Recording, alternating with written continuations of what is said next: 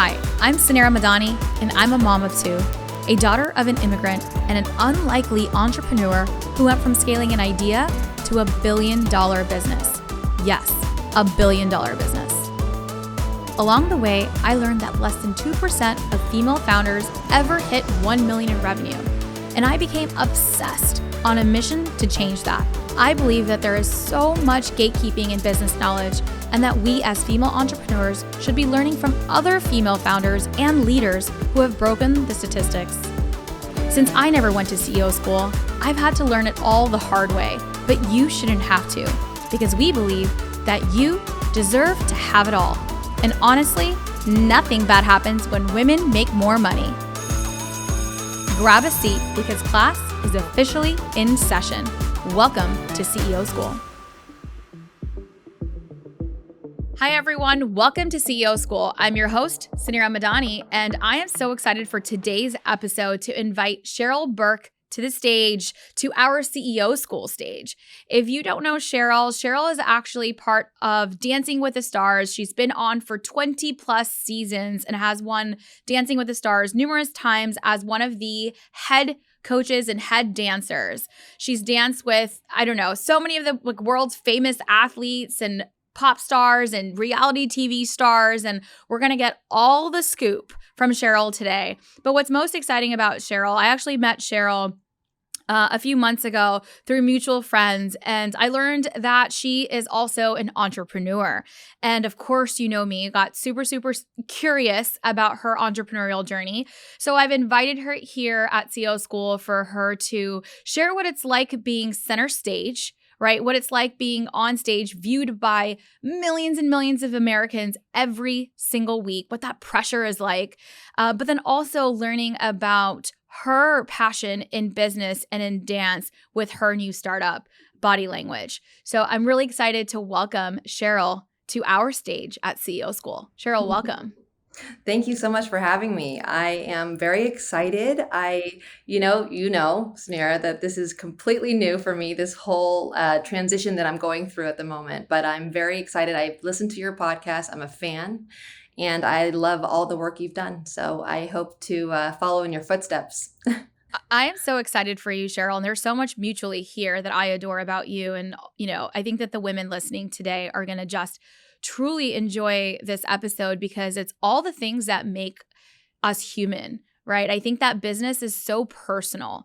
And this is something that I've been really passionate about from the day that I started my company, was that I couldn't separate who I was as a person out of my business. And in turn, that's one of the reasons why my business became so successful. It wasn't necessarily about the product. It was about my passion for the customers that I was serving, the way that I went about doing business, the way that, my values align with my business. And this episode, what I'm most excited to hear about is, your transformation from, we've watched you. I've personally watched you. My girls have watched you on the big screen, right? Every single season for the last, 20 seasons now you've been on Dancing with the Stars? 26. 26. Oh my God. Okay, so 26 seasons. We did 2 seasons a year, just to clarify. I'm not 65 yet, but yeah. Yeah, exactly. I mean, that's a lot of seasons, right? So you've been front and center as this American dancer. And so we're just really excited to get to know that journey and you having the courage to take your passion and then turn that into a business. So I'm excited for this for a multitude of reasons. Let's jump right in. Cheryl, take us back to the beginning of season 1 of Dancing with the Stars. Did you always know you were going to be a dancer? And walk us through your journey, getting there. Okay, so, I started season 2, but before we even get to Dancing with the Stars, I had a whole dancing career prior to the show. My mom always made sure that my mom's a businesswoman. She started from the ground up, and I'm also trying to follow in her footsteps as well. But she was raised in the Philippines. She came to America, didn't speak English. And basically, a lot of Filipinos are nurses, so my mom created this company, and she went from rags to riches. I mean, she has that rags to riches story. And she basically, with all of her success, I didn't see much of her, but she made it very important to her and for my needs to put me in so many different extracurricular activities. And dance was one of them. I went from like volleyball, soccer, horseback riding, softball to dance. And dance was the only thing I never complained about waking up in the morning for. So I started with ballet at age 4 to 11. And then I literally grew out of my tights. I developed hips. I developed a young woman's body at 9 years old. And I just didn't feel like I fit in, And so my mom and stepdad at the time were taking ballroom dancing lessons for fun, just as like a family sport. They wanted to find something as a family. So we tried golf. That didn't work. Moved on to ballroom dancing. And when they first approached me about ballroom, I was like, isn't that for old people? Like, I don't think I'm really equipped to be waltzing around with some stranger. And then I went to a dance competition in the Bay Area where I'm from. And I saw kids my age dance and salsa. And I was like, oh my God, they're dancing with a cute boy and they can wear dance costumes and eyelashes. And I was like, sign me up. And, my personality is very much all or nothing. And when I love something, I love it really hard. And so I did that and fell in love with ballroom, and I took it to the next level as far as competing all over the world at age 13. I went to school. My mom made sure I had good grades in order for me to dance and for her to support me financially, because ballroom dancing is not a cheap sport, put it that way. And but in order for me to hit that elite class as far as like a world-class competitor, I had to train in England every summer. So my mom was obviously, supportive enough to send me off to England every summer, starting at age 13. And then I just started competing and took it seriously then on. And then after season 1 of Dancing with the Stars, long story short, in 2006, they were recruiting more dancers, and they wanted other ethnicities. So I am Asian. I'm Filipina, half Filipina, and actually half Ashkenazi Jewish. I just found that out recently. And, they were really interested in having me come in for an audition. And at the time, I would say that, ballroom dancing, the competitive world, is very much a man's sport, right? So there wasn't a lot of asking me for what my opinion was, or it was basically I was a follower instead of a leader. And so that's how I came onto the show. It was like they finally just, asked me a few questions, just me. They weren't interested in my partner at the time.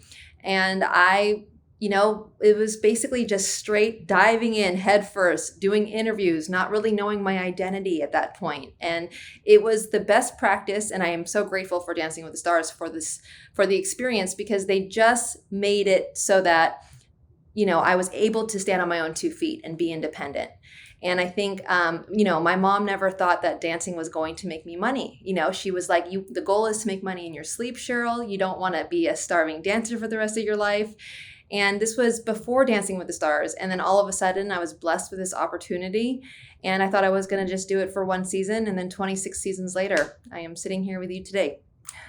That is so incredible. I love your backstory. I love that your mother was the entrepreneur in your life that was your inspiration, that this kind of like also like, and you are an entrepreneur. When you said you're all or nothing, like the first thought, I'm like, oh, she's a natural. That's how entrepreneurs, that's how we all are. Really? We're all or nothing. We can't sleep, eat, breathe without thinking about the thing that we're obsessed over, right? And that's why I think the word obsession, now translated to passion, is now how we call it. So you can say I'm passionate, but it just means that we're like super obsessed with our businesses and can't not think about it.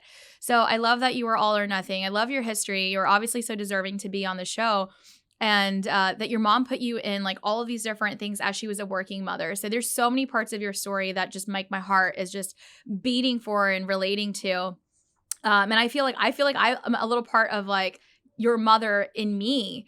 As I think about Mila and her seeing me as, her entrepreneur mother, and, that I am really busy and she is in a million extracurricular activities so that she, so that we can all get home at the same time. She's very smart. I follow you on Instagram, and that little video of her, oh my God, it melted my heart. She is such a natural. I guess like apple doesn't fall far from the tree. No, it doesn't. But she literally wants to she thinks she has a YouTube channel already. So she thinks that like my Instagram is actually her Instagram. So she's like, did you post it? Amazing. And she has she pulls up the phone and does these like unboxing videos of like anything she finds. And Faisal and I are constantly finding these videos of Mila, and she starts everyone off by being like, "Hi fans, it's me, Mila Madani." I know. She's a natural. amazing. She really is. I want to cultivate whatever she wants, but I love your mother's story, coming back to it, and all that she's done. And when you talked about becoming a dancer, and that also being in the man's world, it kind of got me curious, because I would have never thought that first.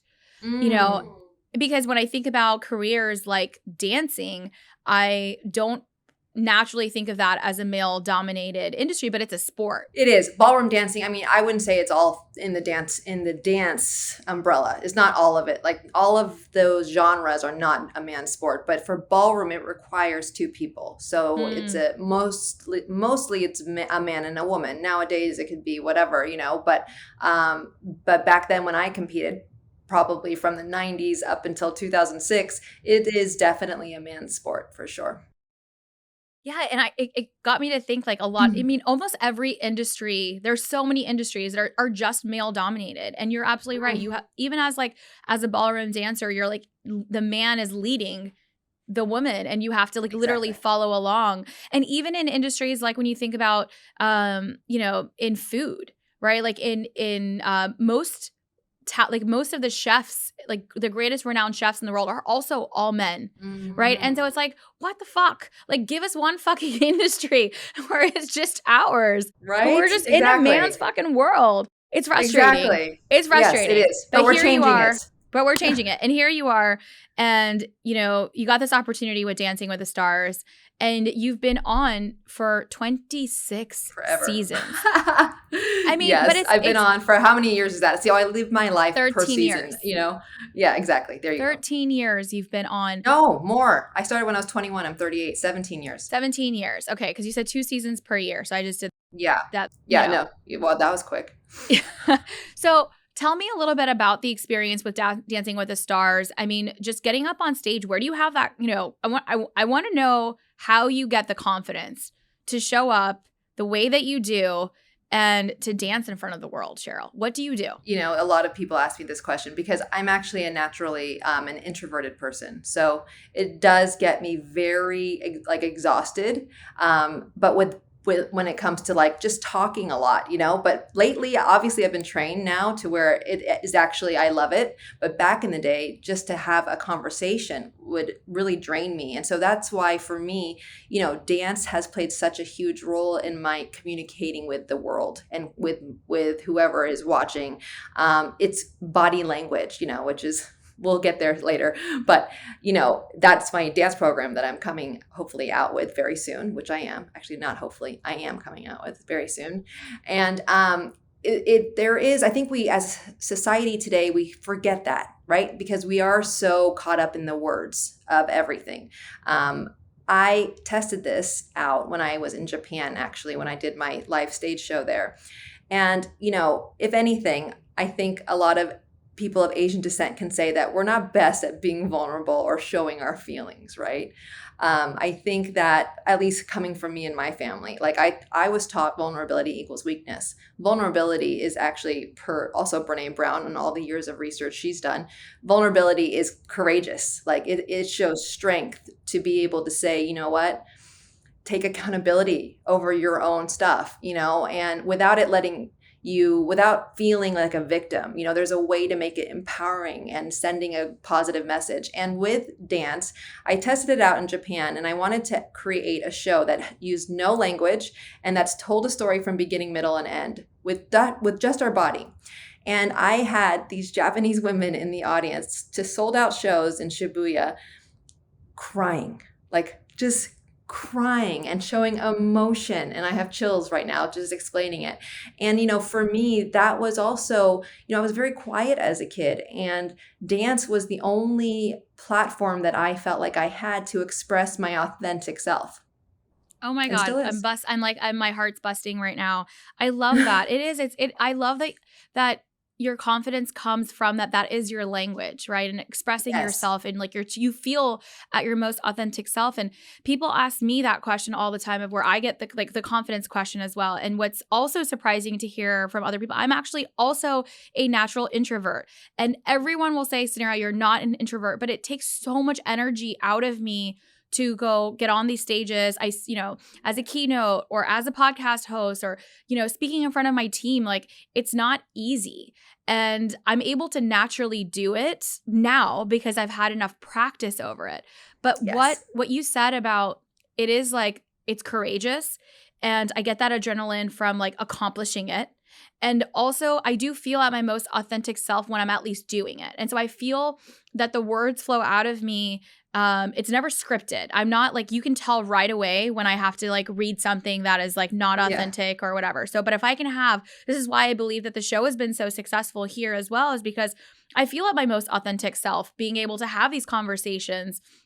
And so it doesn't feel draining in that moment. It takes a lot out of me, but this is my way of communication. And so I love your service, your way of service. But that's where your confidence comes from. Yeah. That's where your confidence comes from. For those that are listening, and for the women and for the men that lack that confidence, maybe you're not in love with the thing that you're doing. Right. So, maybe that's what it is, because if you're truly in love with it, that's where the confidence comes in.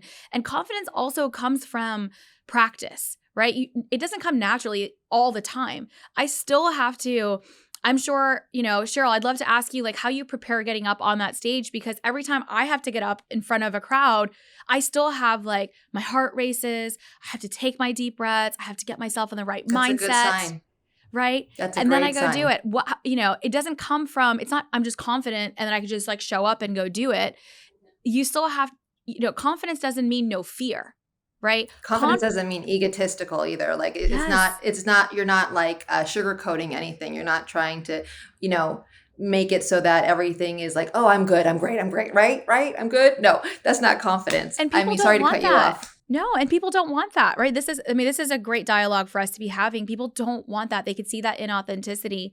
And I love this question about confidence, especially with you, because when we see you and the world watches you, what goes through your head? So now, like, I want to kind of go through what's going on the other side. We're watching you across the big screen. What is it like in your head going through on that stage? I've tried it all, right? I've tried it all, meaning like, at first, I realized like when I was the most, if you see on paper, the most successful was when I first won my very first 2 seasons. I was the first woman to win back-to-back Mirror Ball trophies for season 2 and 3, right? And I just remember my mindset back then was, it's okay. Whether I fail or succeed or lose or win, I have got my other life. So when I didn't put so much pressure on the end result, right? And let's not forget, this show, and I say this to all the young dancers that are involved in the show and that may want to be a pro on Dancing with the Stars one day, you got to take it out of yourself. This is not about you. This is about being in service of other people. Like, this is called Dancing with the Stars, not Dancing with the Pro, right? Like, we're dancing with the stars, and our job is to highlight our celebrity. It's not to dance circles around him. There's a formula here. And whenever I took my selfish needs out of and got it out of the way in general, in anything that I do, and I remember what the purpose is and why I'm here today and what is the goal. The goal is to make people feel like they're not alone, or the goal on Dancing with the Stars is to make people feel happy. It's a family show. It's a gathering for people to connect together and to talk about something that they can all watch on television, and they have their favorite couples and they vote. It's interactive, right? And when we can bring joy to people's homes and put a smile on their face, and when you remember why you're here, it's not about how great you can cha-cha. No one's really looking at you. They're looking to see the product, which is the celebrity. What are we doing? How are we coaching them? Are we being there for them, or are we trying to showcase ourselves? Every time, and like I said, I've gone through it all. So I've gone through seasons where I became like so hungry, but not the right hungry. It would bite me in the ass. And every time I took my selfish needs out of it, and was really, truly, authentically there for my celebrity and got the best that I could get at every single week out of that person, that was when I was my most successful and confident. You are, by the way, a natural born CEO. Okay, so I want you to know, Cheryl, that you are a natural born CEO because these are the exact traits. This is what leadership is. So everything that you defined, these are the traits of a CEO, right? Putting others first, taking out that selfishness, getting your talent, like making it all about that star so that that's the end product, is taking it out of that person and delivering that, right? And that is what That's a great when you leader is. shine. And that's when you shine. And that's when you shine. When you take the back seat. Yeah. I love it. This is like CEO school. You heard it here first. Like the fundamentals of leadership, right? From Cheryl Burke. And that's exactly how leadership, it's always team over self. And when you actually do put team over self, it truly is like there is a magic that takes place. And I don't know if it's like this, the universal magic about it and then the karmic magic around it, but then people also respond and they can see that authenticity, that it's not about me. It's about us. And when we're always better as a group of people. We're stronger, we're more powerful. Like if everyone, let's say, meditated on this planet Earth, I highly doubt we'd be going through some of the problems we're going through today, right? Like it's the collective, always stronger than just the individual. Always. I love it. This has been really great. And the second thing you said that is super critical and is actually in the CEO school course is like one of the first like module 1 is knowing your why. Right. And so it's so important to understand and recalibrating with your why, whether that's in your business or in your life or in the purpose, like in your job, because once you lose that why, it's hard to show up. Right. There's no such thing as like an easy anything. Otherwise, everybody would be successful. So ones that are successful are the ones that are rooted in that why and that can get through the tough days because their why gets them through the tough days, good and bad. Right.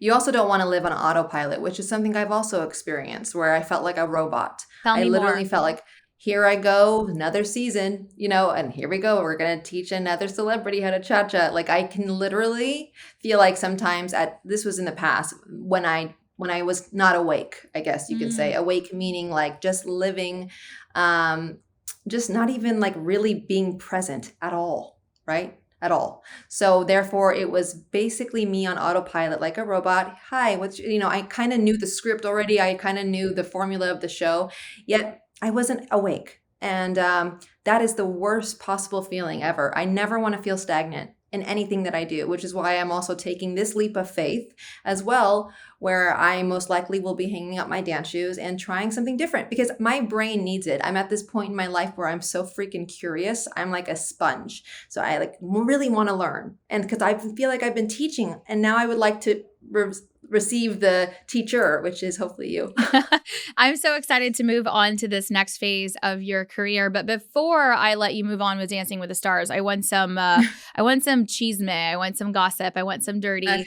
Who has been your favorite like celebrity that you've, I'm sure you always get this question, but who are your favorites? I don't think anyone can have a favorite. Yeah. So I've had 25 partners. I know I've been on 26 seasons, but I danced with Emmitt Smith, who is a Hall of Famer now. Go Cowboys. For the I grew up in Dallas. Dallas Cowboys. Oh, you did? Mm-hmm. Yeah, I love it there. I lived there temporarily, obviously, when I was dancing with him. But he's definitely one of my favorites. I won with him my second season, which was the third season of Dancing with Stars. We also did All Stars together.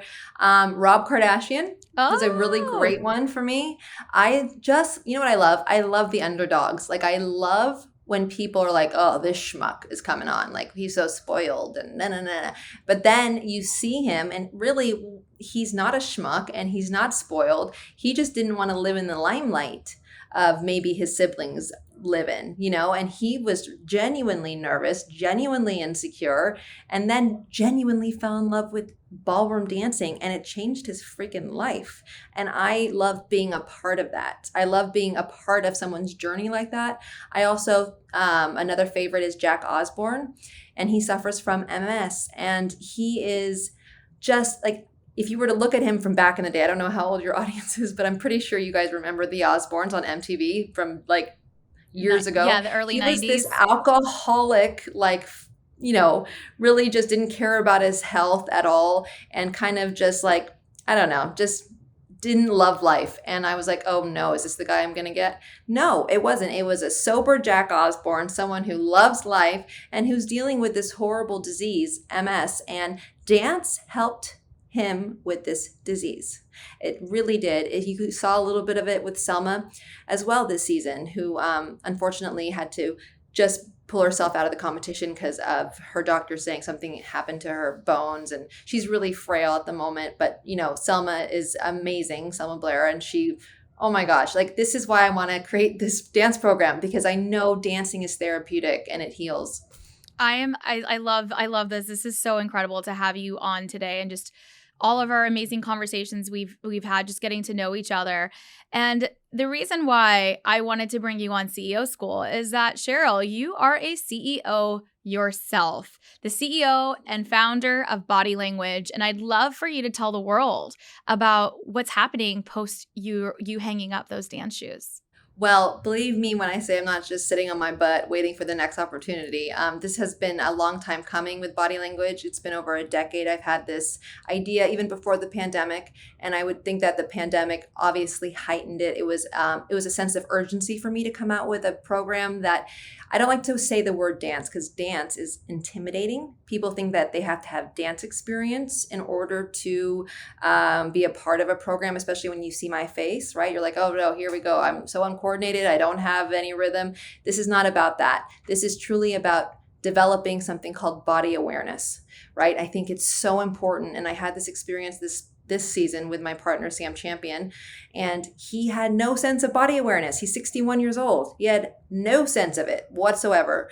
And this is something that I've been blessed with, because when I was younger, I couldn't communicate with using my language and out of my mouth. I used my body.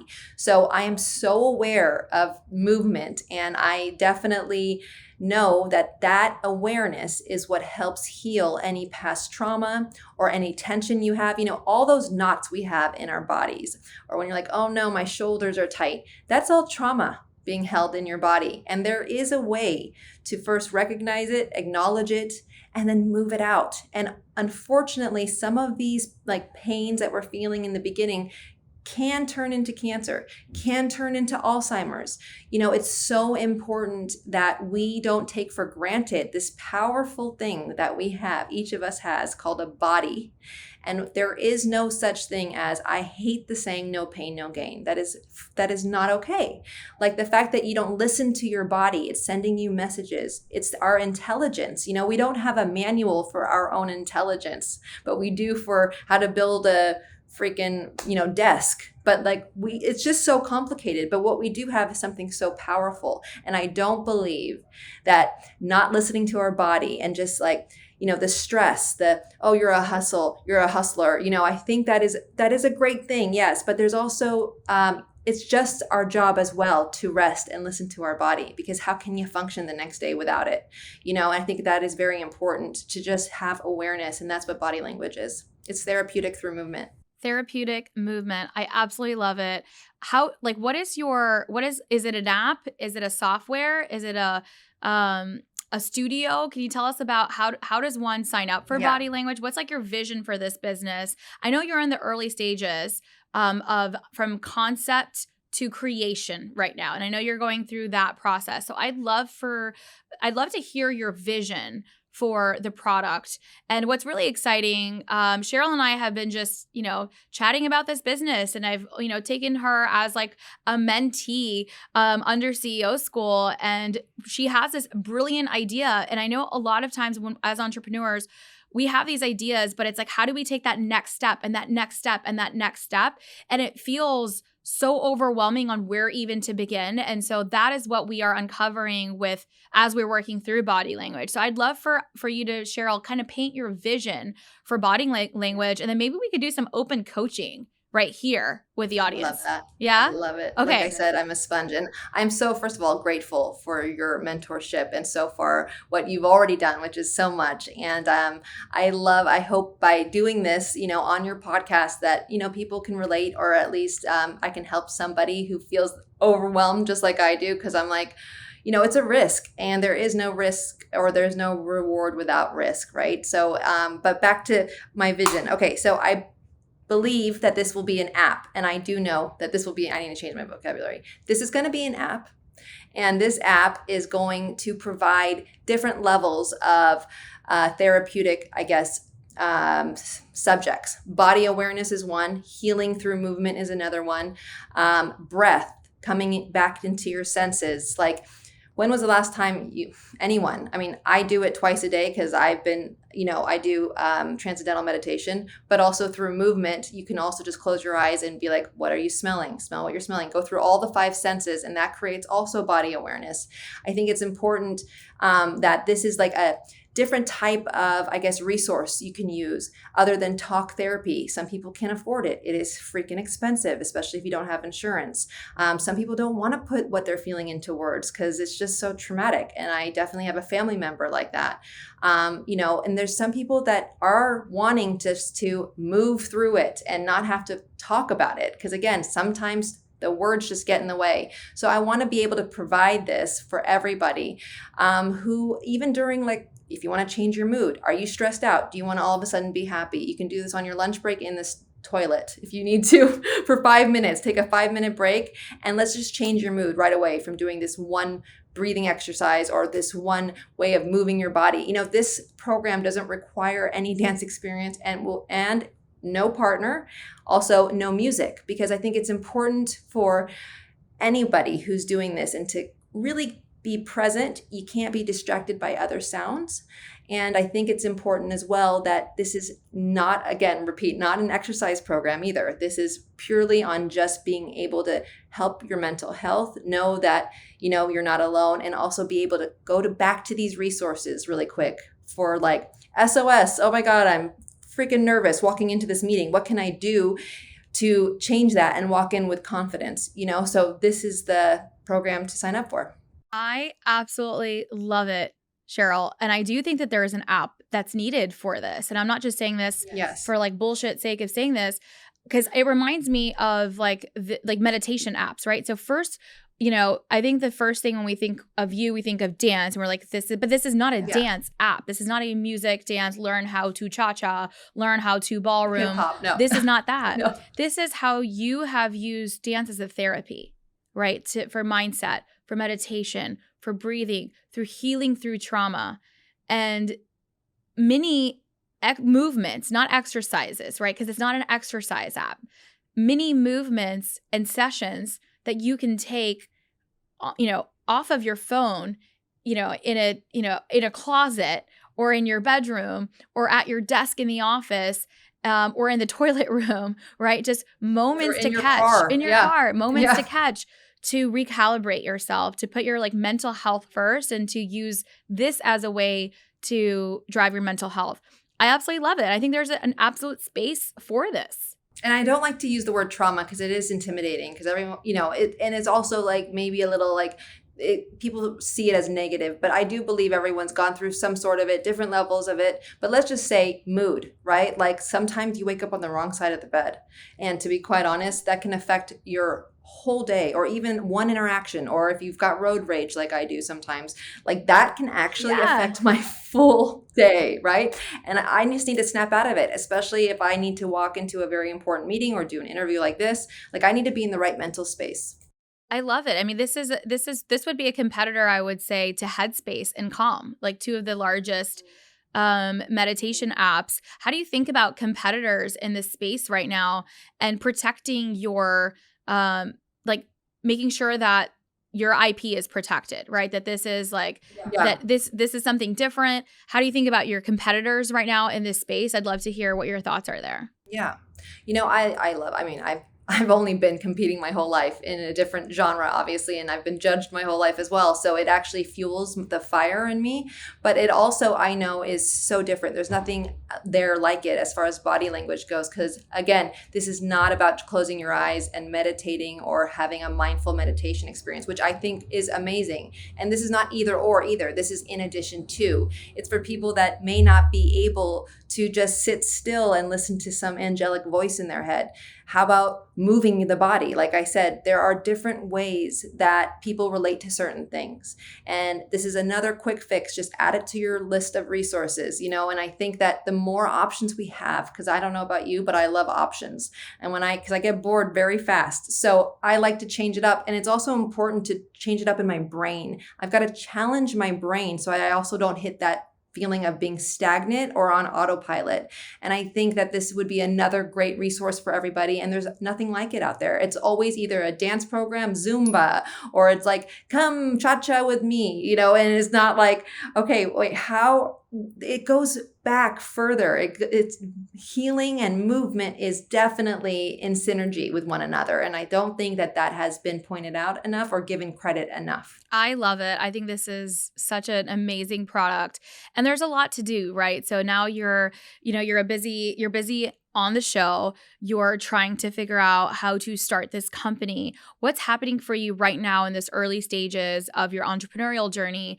And I did promise some open coaching here. So feel free to ask away what's like on your mind in step number 1, 2, 3, or where we're at. So the last time we discussed, you said we need to figure out a team and you need to sit down and think about it. As soon as we got off the phone, I have a perfect COO. Her name is Jamie Vargas. She has been my right-hand man for the last 15 years. She is a graduate of USC.